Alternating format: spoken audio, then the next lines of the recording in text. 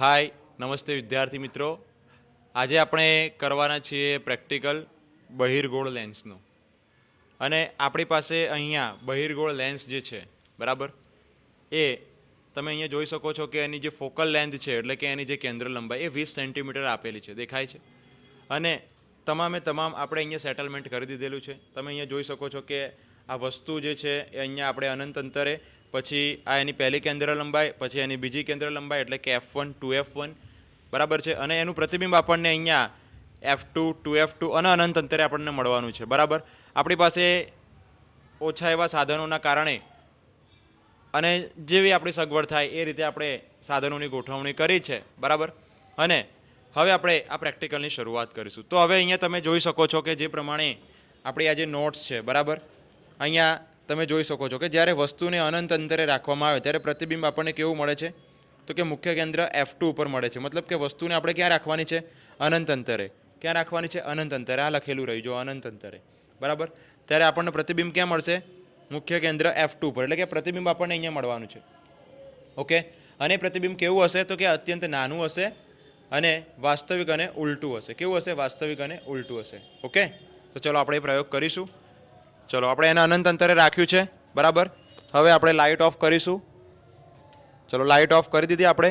અને F2 પર પ્રતિબિંબ મળવું જોઈએ. તો તમે અહીંયા જોઈ શકો છો કે આપણે આ F2 ઉપર એક્ઝેક્ટ આપણે જ્યારે આ પડદાને અહીંયા લાવવામાં આવે છે ત્યારે F2 પર અહીંયા પ્રતિબિંબ મળે છે. અને એ પ્રતિબિંબ તમે જોઈ શકો છો કે અત્યંત બિંદુવત અને નાનું પ્રતિબિંબ મળે છે. તો વિદ્યાર્થી મિત્રો, આ તમને સમજાઈ ગયું? તો આપણે આ પહેલી જે કન્ડિશન હતી એ અહીંયા પૂરી થઈ ગઈ બરાબર છે. હવે આપણે વાત કરીશું બીજી કન્ડિશનની. તો જો બીજી કન્ડિશનમાં અહીંયા શું લખ્યું છે કે જ્યારે આપણે વસ્તુને 2F1 થી દૂર લઈ જઈએ, 2F1 થી દૂર મતલબ કે અહીંયા તમે જો આ અનંત અંતર હતું. હવે આપણે માની લો કે 2F1 આ રહ્યું 2F1, અહીં દેખાય છે 2F1. તો 2F1 થી આપણે જ્યારે એને દૂર લઈ જઈએ એટલે કે આટલે લાવીએ બરાબર વસ્તુને આટલે, ત્યારે આપણું પ્રતિબિંબ આપણને ક્યાં મળશે? F2 અને 2F2 ની વચ્ચે મળવાનું છે. તો પ્રતિબિંબ આપણને મળવાનું છે આ એક F2 અને આ 2F2, આ બંનેની વચ્ચે આપણને પ્રતિબિંબ મળશે. તો એનો મતલબ કે આપણને પ્રતિબિંબ અહીંયા મળશે. અને તમે અહીંયા પણ જોઈ શકો છો. અને આનો પણ પ્રકાર કેવો હશે? નાનો પ્રકાર હશે. અને મતલબ એનું જે સાઇઝ હશે નાની હશે અને વાસ્તવિક અને ઉલટું હશે. તમે અહીંયા જોઈ શકો છો. જો મળ્યું એકદમ નાનું, વાસ્તવિક અને ઉલટું. મતલબ કે જોત આપણે અહીંયા તમે જુઓ કે આમ ઉપર જાય છે, જ્યારે તમે એને પ્રતિબિંબ તમે જોશો તો નીચે આવી રહ્યું છે. દેખાયું? ઓકે.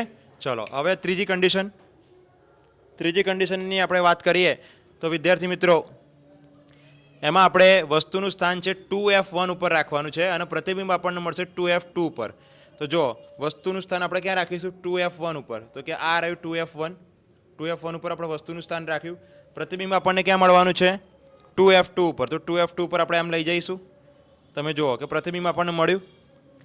અને કેવું મળશે? આપણને તે જ માપનું મળશે. મતલબ કે જેટલી વસ્તુની સાઇઝ છે એટલી જ પ્રતિબિંબની સાઇઝ હશે બરાબર. અને એનો પ્રકાર કેવો હશે? વાસ્તવિક અને ઉલટું. તો અહીંયા તમે જોઈ શકો છો કે આપણે એને 2F1 ઉપર રાખ્યું તો પ્રતિબિંબ આપણને મળ્યું 2F2 ઉપર. અને વસ્તુની જે સાઇઝ હતી એ જ સાઇઝનું આપણને પ્રતિબિંબ મળ્યું છે. પણ ફરક શું છે કે જોત અહીંયા ઉપર જાય છે જ્યારે અહીંયા જોત નીચે. મતલબ કે પ્રતિબિંબ આપણને અહીંયા મળ્યું છે વાસ્તવિક અને ઉલટું બરાબર છે. ચલો હવે ચોથી કન્ડિશનની આપણે વાત કરીશું. તો કે ચલો ચોથી કન્ડિશનમાં શું છે? તો F1 અને 2F1 ની વચ્ચે આપણે વસ્તુને રાખવાની છે. જુઓ આ F1 છે અને આ 2F1, આપણે આ બંનેની વચ્ચે આ વસ્તુને રાખીશું.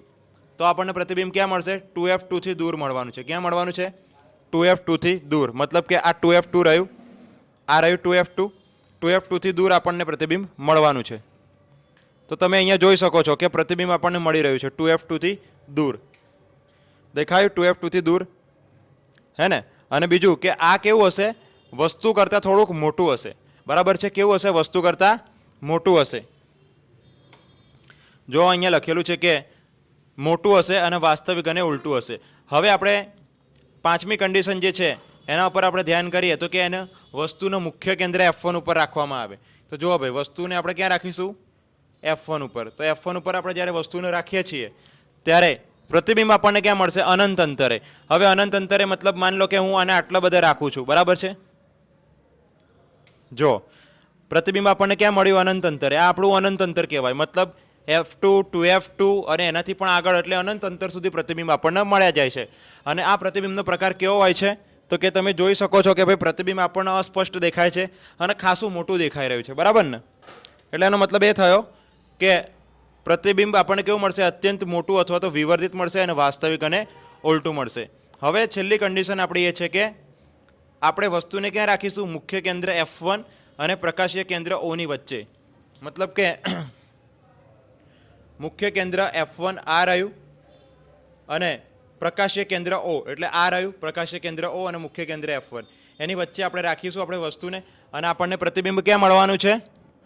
વસ્તુ લેન્સથી જે તરફ હોય તે જ બાજુ. મતલબ કે પ્રતિબિંબ આપણને આ સાઈડ જ મળવાનું છે, આ બાજુ જ મળવાનું છે, બરાબર? અને અત્યંત એટલું મોટું હશે કે જે આપણે જોઈ શકવાના નથી, બરાબર? બહુ મોટું હશે. ઓકે, તો આ પ્રેક્ટિકલ જે હતો એ તમને ખ્યાલ આવી ગયો જ હશે, બરાબર છે? એટલે આ જે અરીસાવાળું અને લેન્સવાળું જે ચેપ્ટર છે એમાં આ કોન્સેપ્ટ આપણા માટે બહુ જ કામમાં આવે છે અને દાખલાઓ ગણવામાં પણ બહુ જ આપણને મદદ કરે છે. Thank you so much.